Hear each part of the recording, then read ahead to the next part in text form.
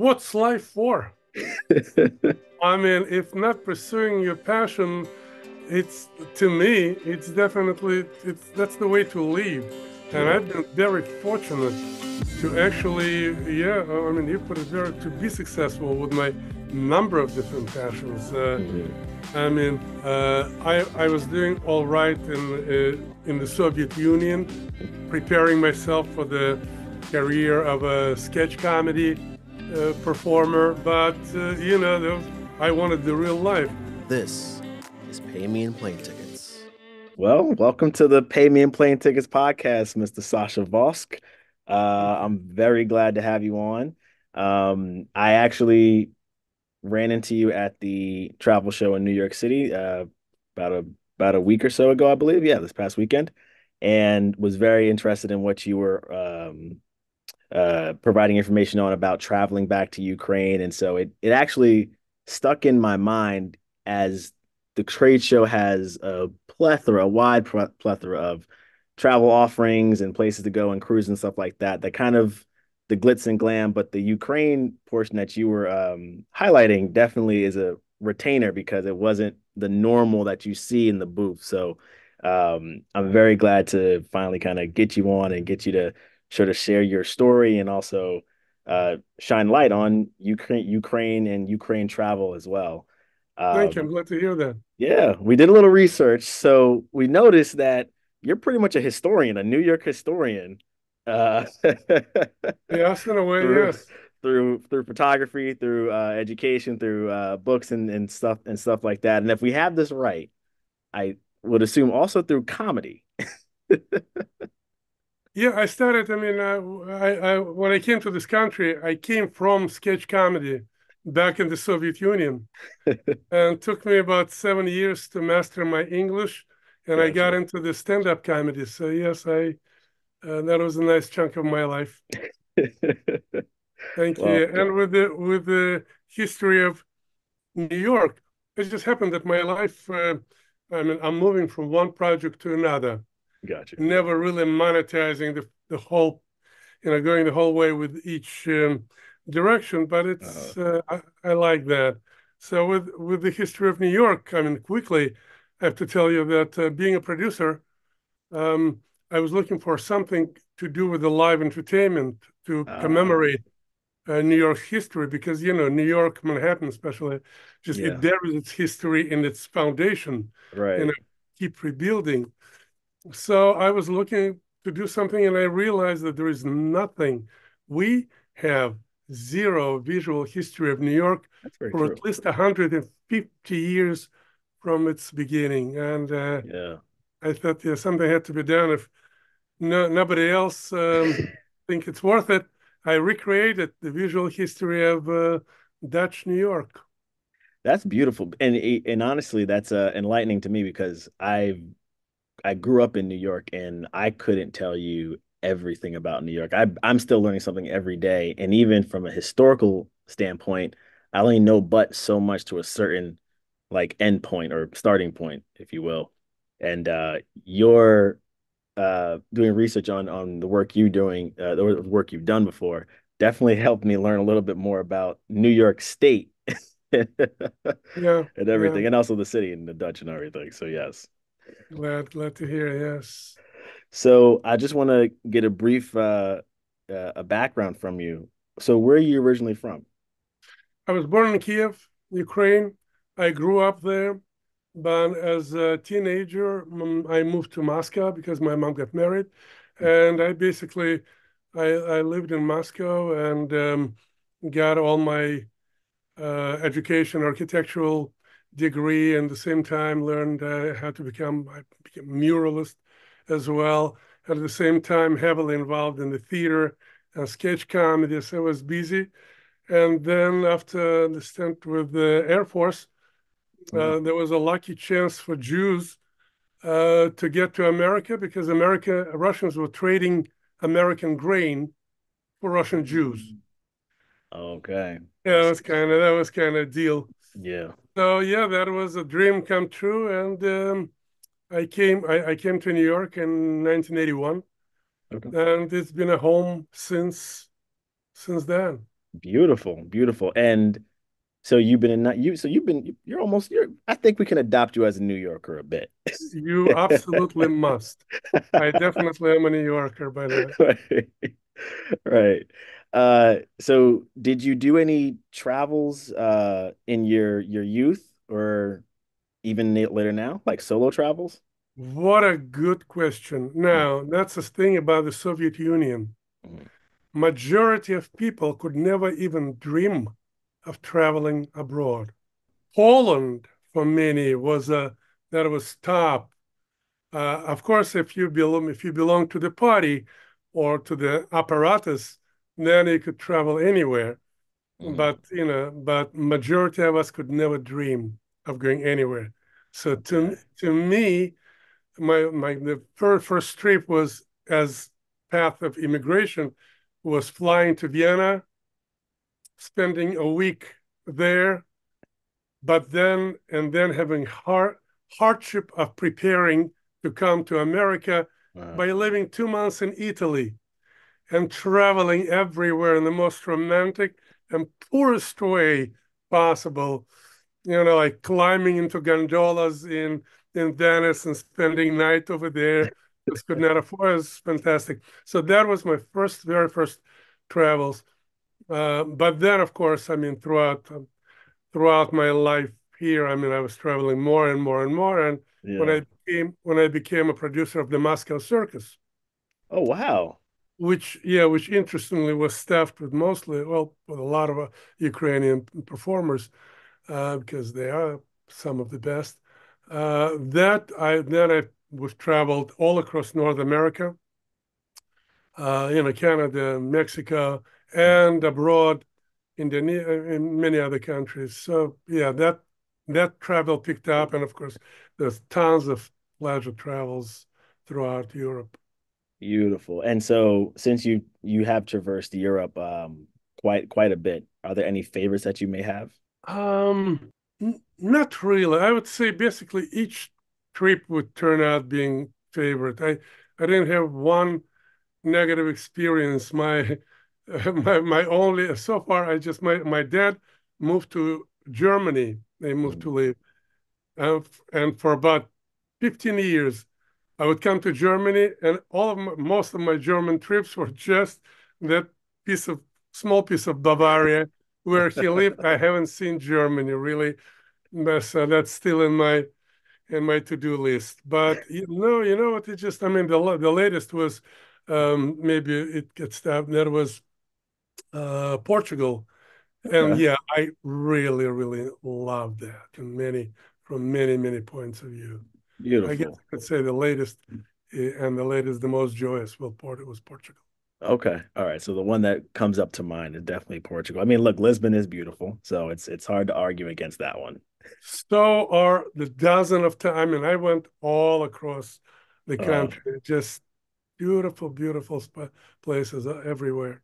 that's beautiful. As a resident surfer, I hope you got to see Nazaré in the waves. Yeah, oh, no, you know what? Yeah, that I missed. That was in the wrong time. Yeah, that would be the place to watch. Okay, all right. Have, We'll have you keep. done that? I've only no, I haven't surfed it. I'm not that good. I just I, watched it. I've seen it. yeah. I'll make it clear.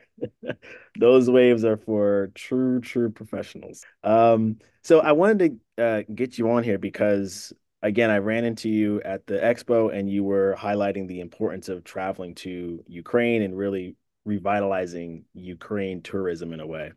So you're the founder of this foundation called Rebuild Ukraine. I would like to know sort of your thoughts on the inception behind this creation of yours.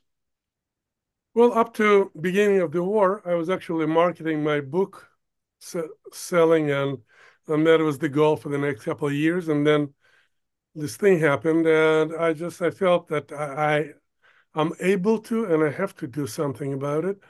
And the Rebuild Ukraine Foundation, the reason for that was it was not just a desire to do it and to raise some money and pass it to somebody else.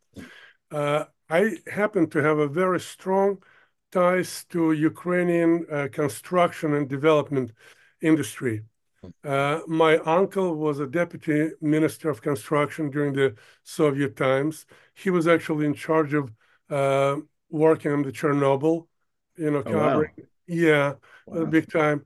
And the man in his late 80s, still very active in the business. He was the general manager of Hilton, hotels, and Yes. really works a lot. And we have, through him, have very strong connections over there. So the idea was to raise the money, and is to raise the money and see the whole process through, all the way to um, if it's bringing the mobile homes for the people to have decent living until the reconstruction of housing would take place. So that would be purchasing the mobile houses, preparing the infrastructure, having everything done, having all the licenses, having the whole thing Yeah. prepared for this to be being put in Yeah. and turn on and have families to come in. And from that to larger projects, it's all open. So that was the I, kind of idea and thinking behind the Rebuild Ukraine Foundation. But I also wonder, in more kind of traditional ways. I approached because it also has to be a lot with housing the construction workers. They would be a first line of people Right. needing decent living, because they would need to have place. They would need to bring their wives and kids from abroad. They would need. So I started approaching all sorts of construction related unions and basically saying, help your brother Right. contractor, construction workers, and everybody else. And I approached dozens and dozens, and I must say, with no result. Oh It wow. just, yeah, it was, to Yeah. me, it was kind of strange. And I met this response through many different traditional ways of approaching. I'm not looking for, I don't know why. So Yeah. anyway, that made me think of more creative ways. And then it just hit me, wait a minute, you're already in the tourism hospitality business. People are resting, so they would be more in a state of mind of putting a few dollars to help others in need. Yeah. So I started kind of working that. And while I was thinking about that, I realized that Ukraine, it's not revitalizing, as you mentioned. Ukraine had not been marketed in the States at all as a tourism destination. That is very true. I can't bring to memory any time, at any point in time where I was where I've seen any Ukraine advertising, post or prior. So yeah, Exactly. yeah. Yeah. So that's where it hit me. I founded Rebuild Ukraine Travel. I got a very, very capable, experienced, knowledgeable partner, Wayne Lee, uh, uh, from the Wayne Media. And together we started working. First in July, I went to Ukraine to check everything by myself. I went basically through two-thirds of the country, from Lviv in the west to Kiev, the capital, Kiev, and then to Odessa. And I checked. I saw that the country, I'm most of it is still very functional when it comes to tourism. I mean, the latest trip proved it many times over. But at that time, I just saw that, yes, it's absolutely an incredible place to visit, and from many points of view. And I came back and we started to prepare packages, and we premiered at the New York Travel Trade Show in October.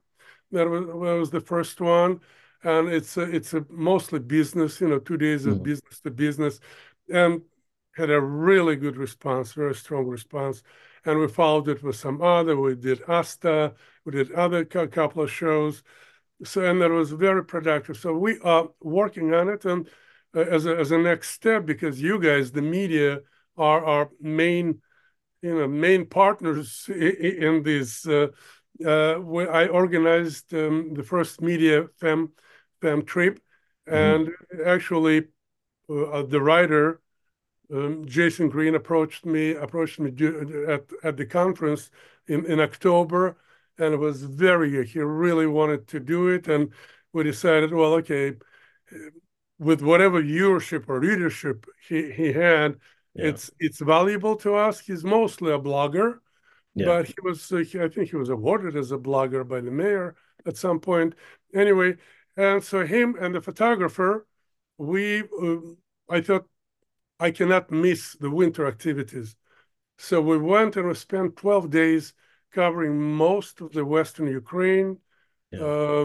with, I mean, if you'll need more details, I'll give you that. But and it was a fantastic trip, and not only for me. Mhm. By the way, I've never been to that part of the country, but to them, to the seasoned travel reporters that Yeah. been around the world, their responses were just unbelievable.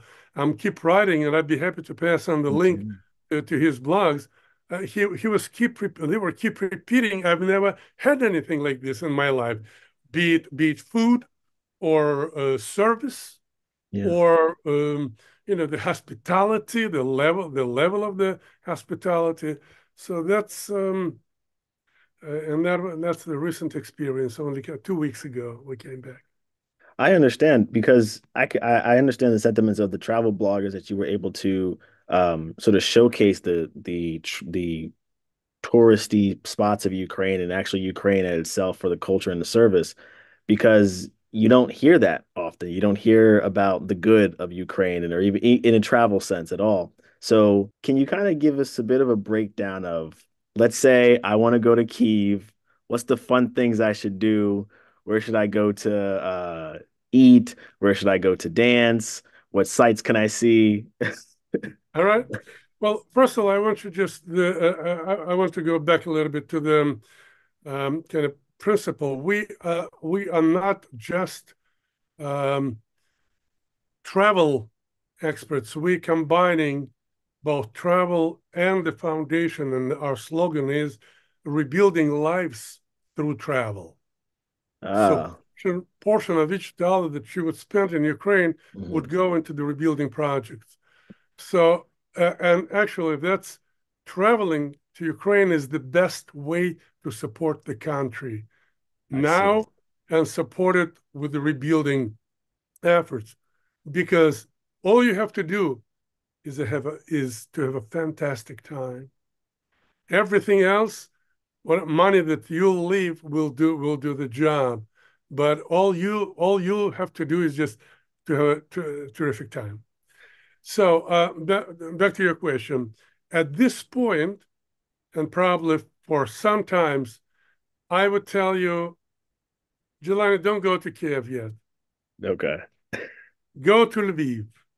Lviv. All right. Lviv. And Lviv is your western gate to Ukraine.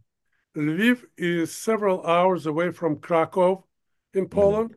Yes. So you'll get to Krakow, then there is a passage through the border, and a couple of hours, and you're in Lviv.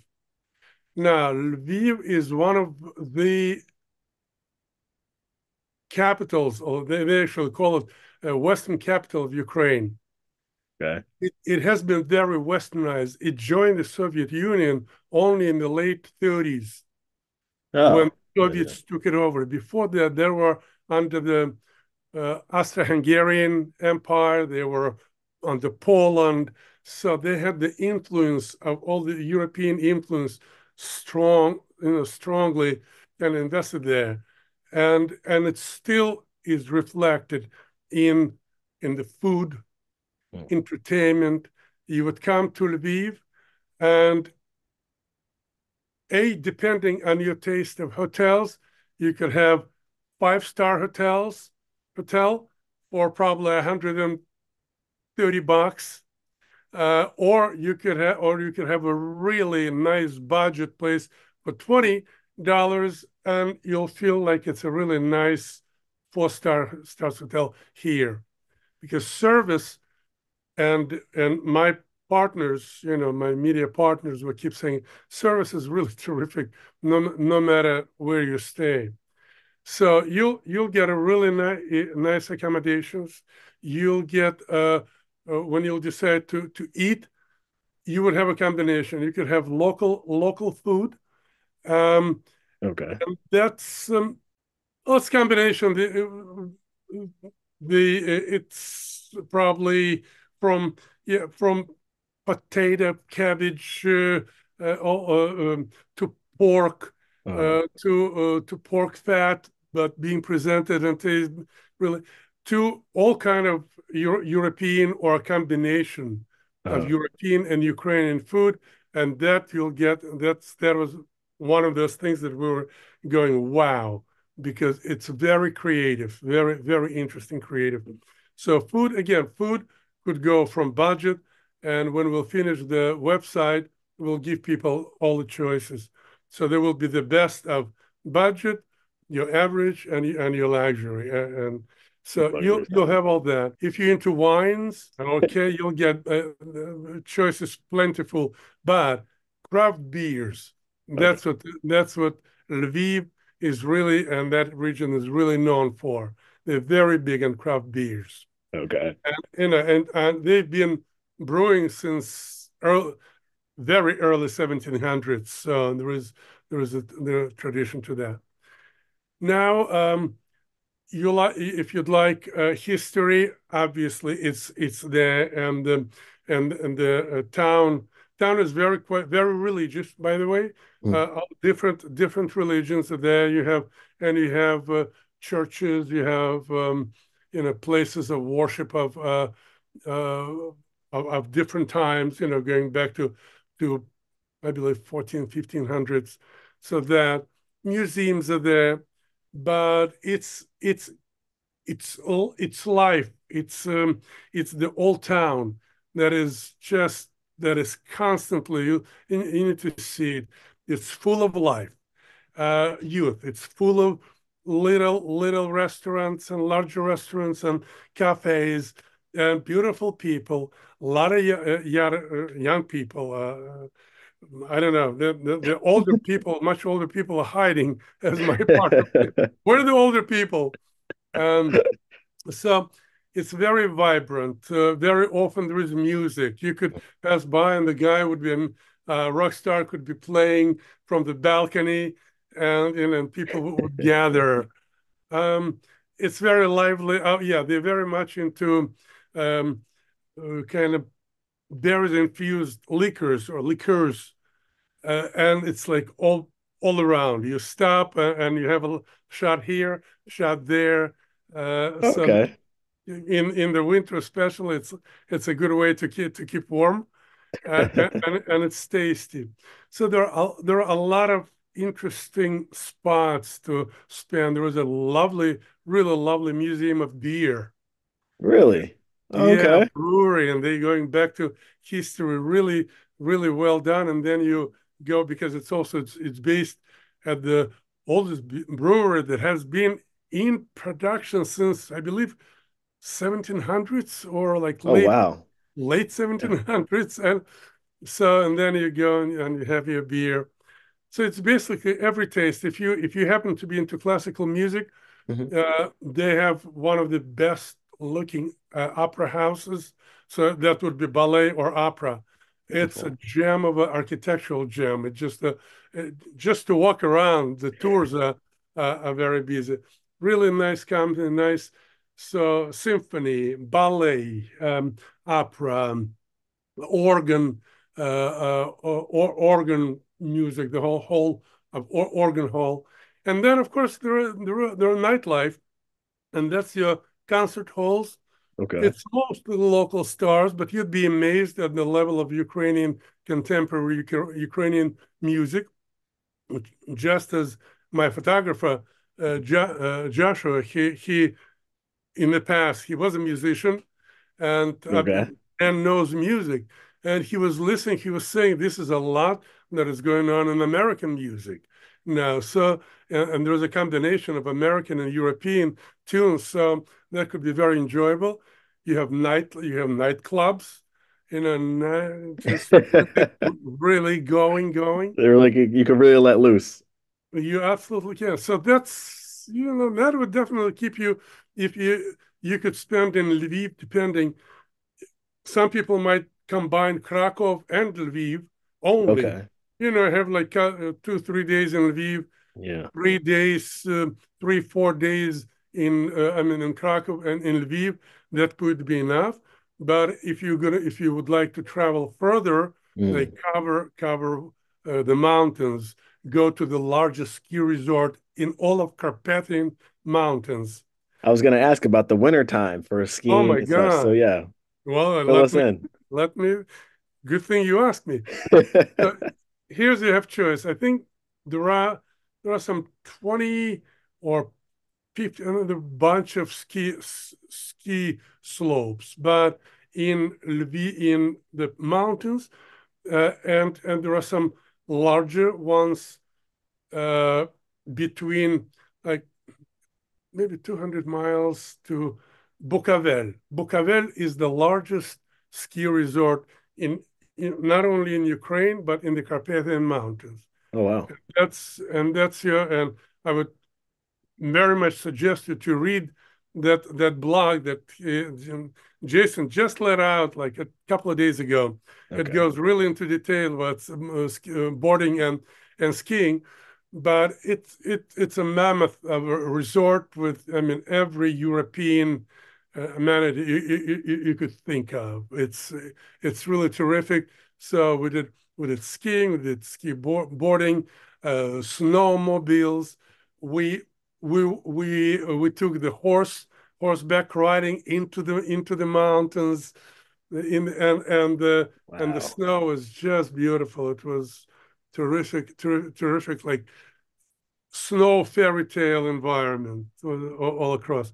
So yeah, you have and the prices are unbelievable. To Okay. rent a full package, Uh, ski package, cost me all $12. what? Yeah. Wow. We're Now that's a talking good deal. from helmet to your boots. All right. Yeah. And then a ski pass is about $35 Wow. For the whole for day. the whole day. Oh wow. That's a deal. That's a You deal. can't yeah, you can't Yeah, go you can't wrong. yeah, And you can't get any better than that.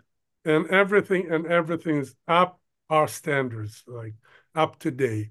Beautiful. So yeah, it really is a beautiful place. So you can explore that. And in between there are really nice ethnic cultural stops, Mhm. like from museums to little entertainment to local food, um, like buffets outside, like serving picnics, not buffets, picnics outside, and Mm. all really interesting, nice. And then it's the interaction with the local people. The warmth is Yeah. very welcoming. The Ukrainians are by nature very welcoming, but especially when it comes to the service to tourism, it's even more so. So that's your winter activity. That's it warms me to see you light up and talk about Ukraine, and I really wish people could see that the Yeah, energy, everything about it. You can tell you're very passionate into it, and I'm sold. So give me a so call. Let's go. It's we're planning on more tours in the spring. okay, So okay. yeah, it's tours and sending people over in spring. So yeah, now let me address the safety. Yeah, go for that because I was gonna Yeah, ask about traveling. So from New York to Lviv, how does one get there? And I'm very sure there's a safety concern in that as well. So right. yeah. So you fly regular tons of flights to Krakow. Okay, Poland, got you. You fly to Krakow. You may choose to stay overnight, or you might, if you want to spend more time in Ukraine, you go from the airport. There is a train to the town closest to the Ukrainian border. Okay. So you take a train ride.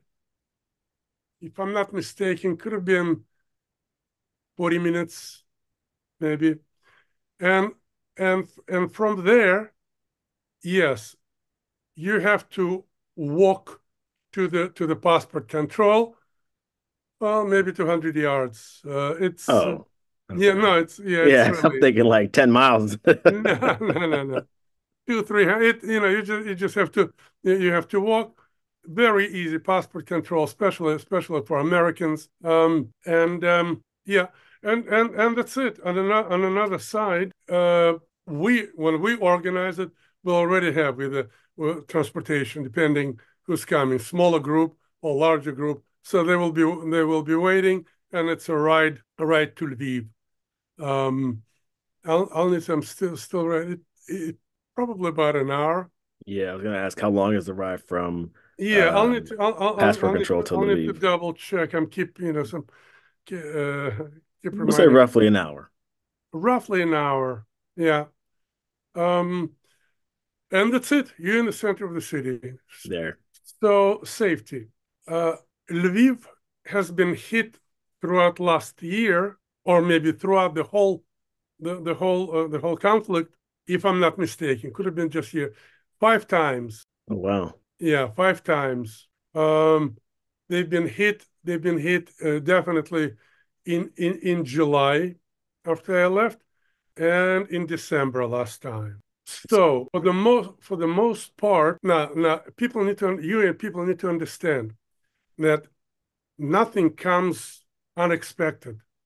Mm, The sirens warn you. It gives you enough time without rushing to get to a shelter. And shelters are everywhere. Anywhere, if you're in a hotel, it's there. Like we did it first time when we came. mhm, Now we did it when it was in the gym in the basement. mhm, Everywhere, from churches to restaurants, they're constantly there, mhm. and there is no way not to be safe in those. But um, when the sirens go off, and even now they went off during this 10 days, 12 days. Well, we all across that western in Lviv, it was a couple of times. But those are sirens that go off all across Ukraine. Mm, 800, 800 miles. land. Is it? Yeah. I mean, they're all across Ukraine just because of the warning when the Russian plane or a rocket takes off anywhere from Russia, the sirens are warning everybody in all of the country.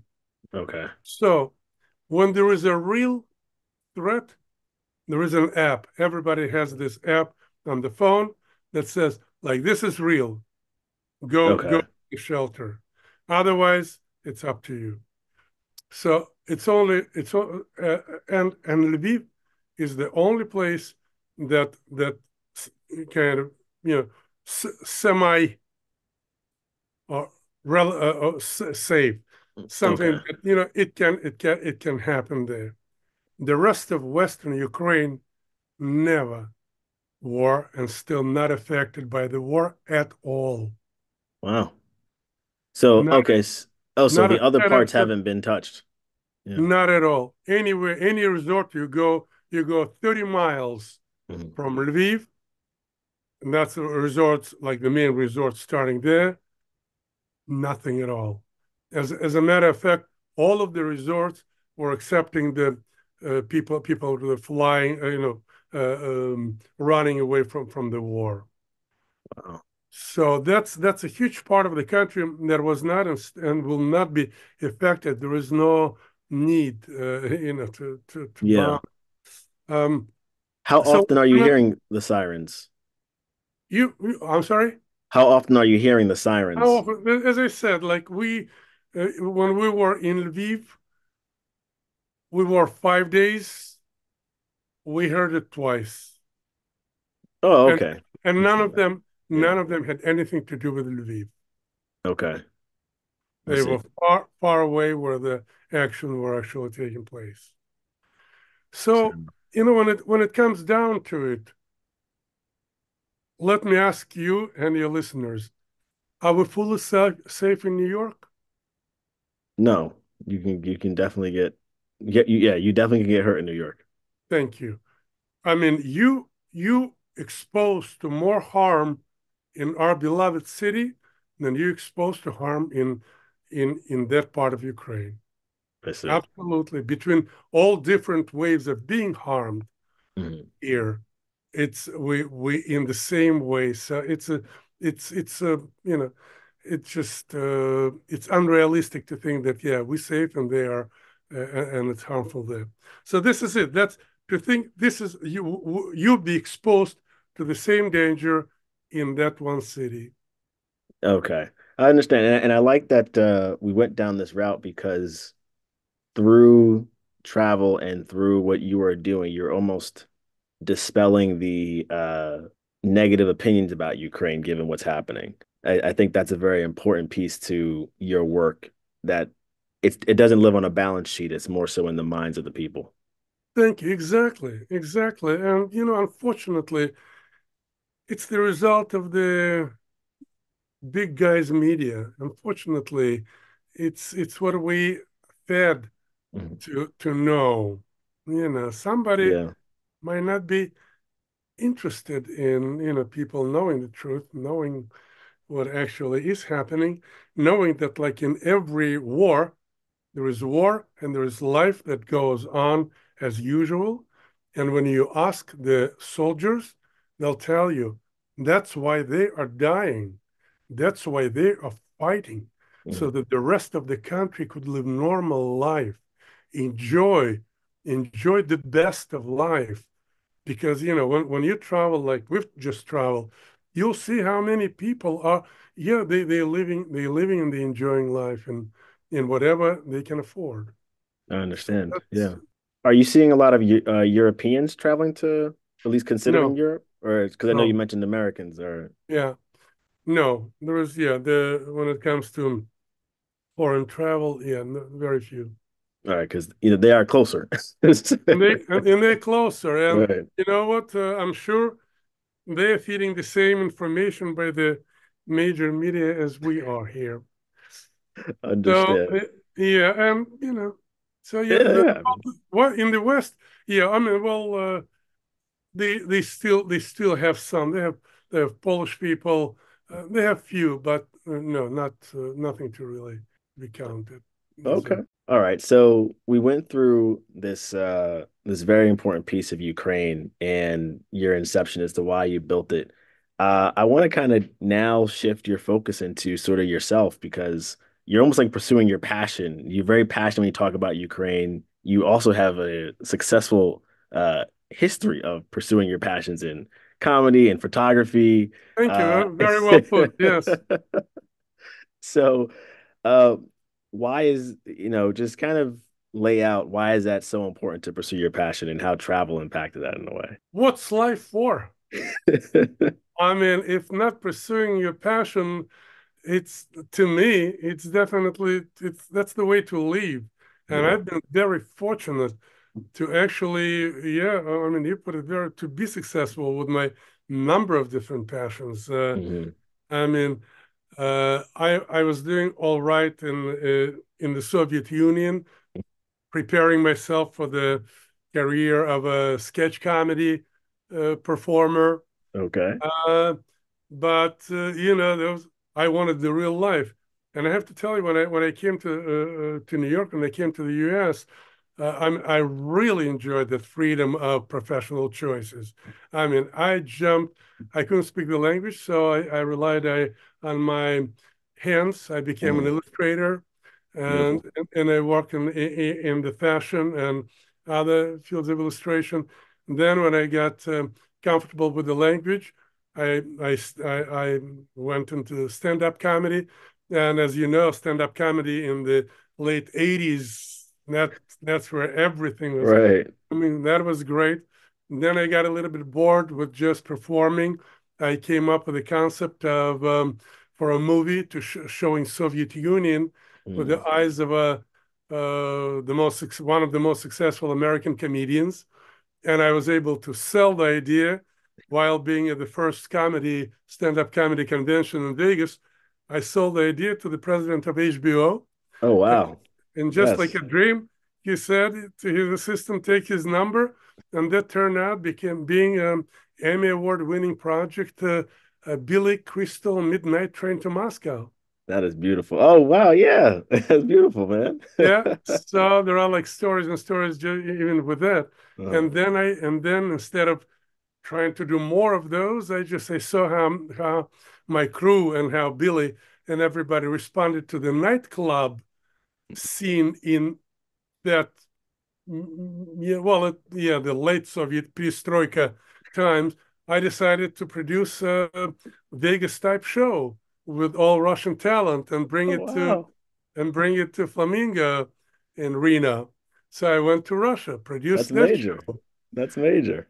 Yeah, and then I came back, ran away from the Russian mafia, and produced first ever really big um, Russian Jewish festival in the Battery Park, which Oh was nice. probably L'Chaim to Life, huge thing.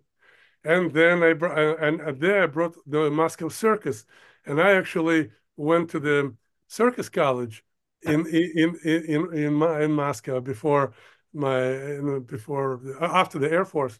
Uh, So that started my Moscow Circus, 18 years of producing, directing, and touring it, wow. and on and on, and then the book, and then this. So, I was able to actually live and do sometimes very well, sometimes okay, but always just following my passions. I was just lucky to do it. Sometimes you stop and think, why don't you stick with something else?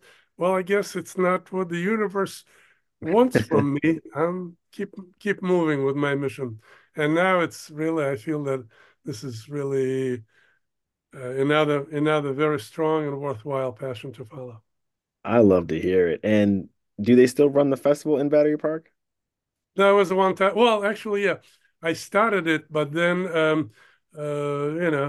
local politics and somebody else took it over. No, but I think they did run it for smaller versions for about 3 4 years after that one, Okay. which was in I believe 97. Oh, okay. So okay. It hung around for a bit. Yeah. Do you have like a country count or no? Yeah, You not probably don't. not that many, but 25, 27. Oh, okay. Yeah. All right. So okay, so yeah, you're up there. You're pretty up there. I'm looking to get to your level, to your numbers as well. Yeah, because obviously travel is always that's one of my not only passions, but that's part of my life. Like Right. without traveling, it's to me it's another thing worthwhile living for. That's So beautiful. that And yeah, you made travel part of your work. It was sort of as well. It allowed you, your work also allowed you to go visit places and kind of come back and go back and forth. and I made the best out of it because I was lucky enough to open up Western Circus to in Indonesia. Oh, okay, yes. Go on. Yeah, because and was the first I think tour was in 2010, 11, and they didn't have anything. They had the Chinese circus, and I brought full blown up European production there, and I worked there for 10 years, doing like three tours every year. It Oh, was, wow. and after almost after each tour, I would take my performers to different, I mean, Bali or other, but I would travel myself. I went to places obviously Indonesians never go to, went scuba diving in Raja Ampat and went to these really tremendous, beautiful places there. So that's an advantage, yeah, being able to Uh, combine that's business and travel. beautiful. Enjoy. Well, are you going to make your way back into comedy? No, just watching it. But the good, interesting thing you brought it. Actually, sometimes in between, like before the book, I mean, since the first film, since the Billy Crystal, Right. I kind of for a couple of years I wanted to get into film, and I wrote a script, and I was really trying to get, and so that didn't happen. Mm. But actually, what did happen, I came up with a project, yeah, actually a comedy series. Um, and my wife and I we did about three sketches. It would be like a sketch Okay. con, and series of, and that was a lot of fun. That was good, and I didn't pursue it. I guess I tried to sell it for 6, 7, 8 months, and then book came up, and I just Uh, put it on the table, but it's sitting there, it's waiting. So at some uh, point I might go back into this kind of comedy, not stand up, but actually doing sketches, because there was tons of material that could be. And I did all my storyboards for like 10 for the full year, and a wow. lot of fun. So I might at some point I might go back to that. Who knows? Hey, you never know. It might not have been at that time, but maybe now it's looking for its key. You're right. You're right. That's sitting in the table inside the desk. All right. I know you're working a lot on Rebuild Ukraine Foundation. Do you have any books that you might are also working on? Any photography books coming out? Oh, no, no, no, no. There is no time. It's interesting thing you brought it up. A friend of mine in Ukraine, somebody that I'm working with, he knows about my book, and and in the back of my mind, I keep this as a book, history, similar history of Ukraine.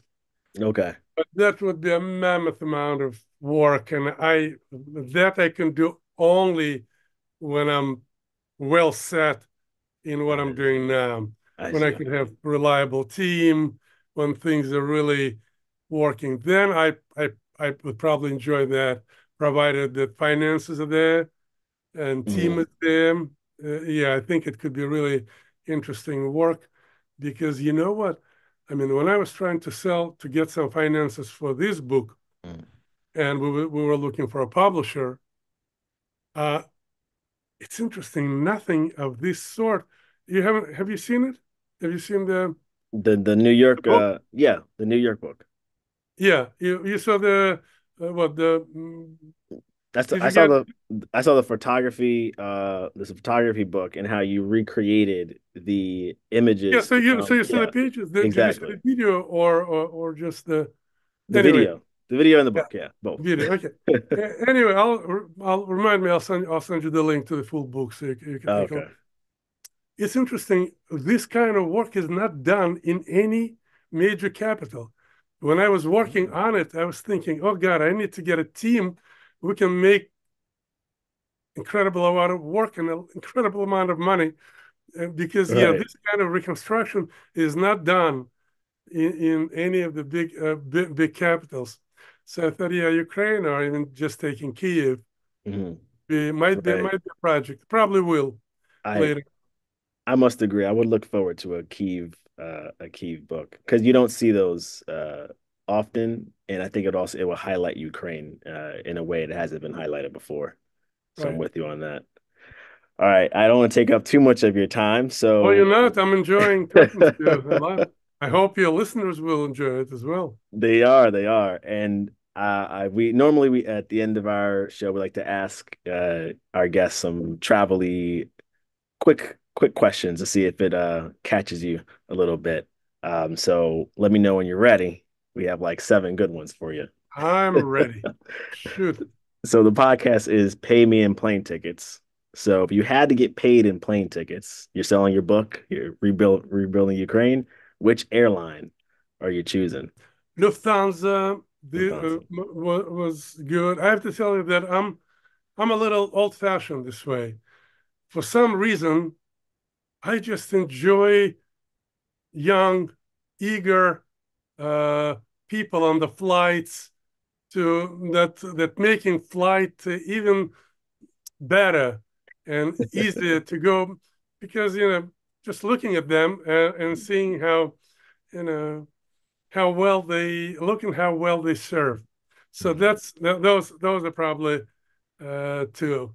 Okay, Lufthansa, and honestly, Lufthansa is very popular on our podcast. So Yeah, you're in the popular crew. Yeah, you're in a good crew. they're good. Okay, you're traveling somewhere. Are you staying in a hotel or Airbnb? You know, when I go on my own, I'm very budget conscious. So Okay. I'm staying in hostels actually often, Oh or wow. cheaper hotels. Yes, Okay. Okay. Yeah, hostels are. Yeah, that's definitely budget.